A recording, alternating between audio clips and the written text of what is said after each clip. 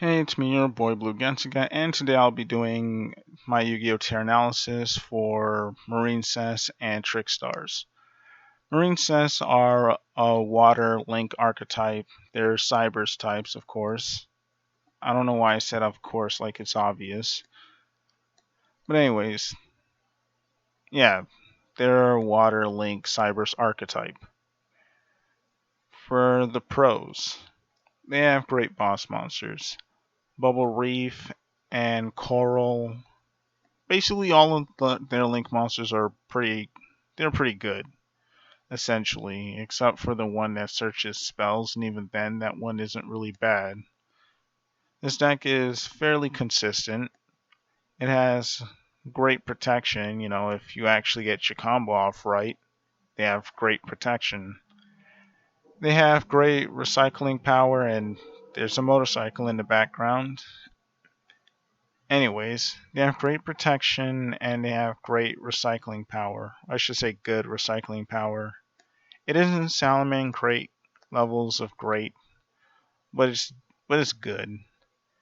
And this deck can chain block sometimes, I think. Yeah, they can. But not all the time.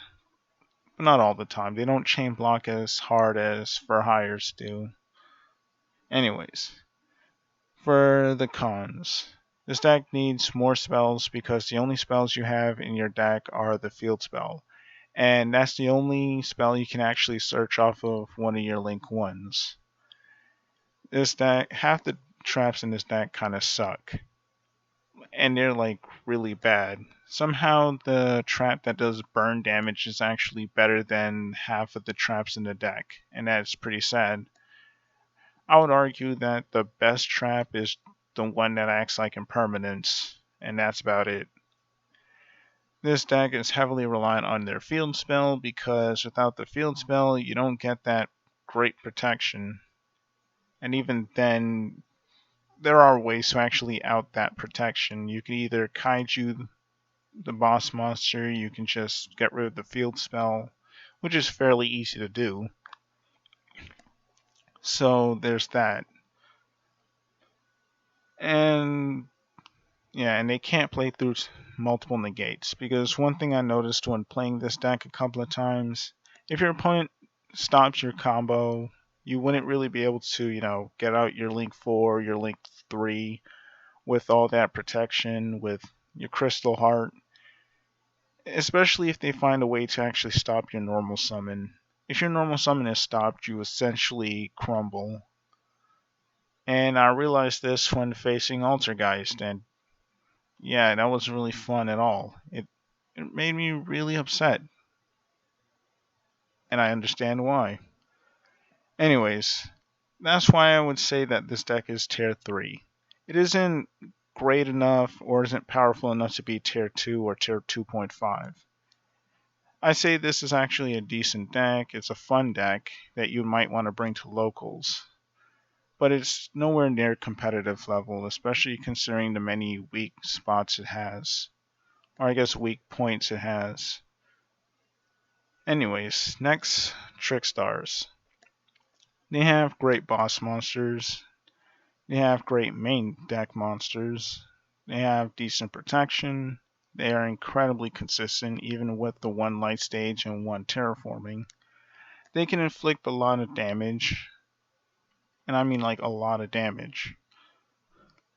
And for the cons, they lost two of their light stages and two of their terraformings. If they had these back, like if they at least had three light stages, you can argue that this deck would be a tier 2.5 deck, or even a tier 2 deck. And lastly, this deck struggles against really big monsters. Your best bet against really big monsters is Bella Madonna, or that one. I forgot the name of that one Trickstar, but it's a level 5 Trickstar. Essentially, like those are your only bets against really big monsters.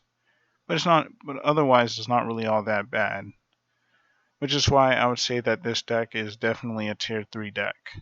It's a fun deck, and it used to be competitive.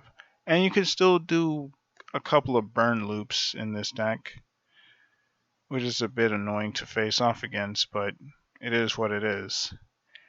Anyways, tell me what you guys think about Trickstars and Marincess. And it's been me, your boy Blue Getchka, and I'm out.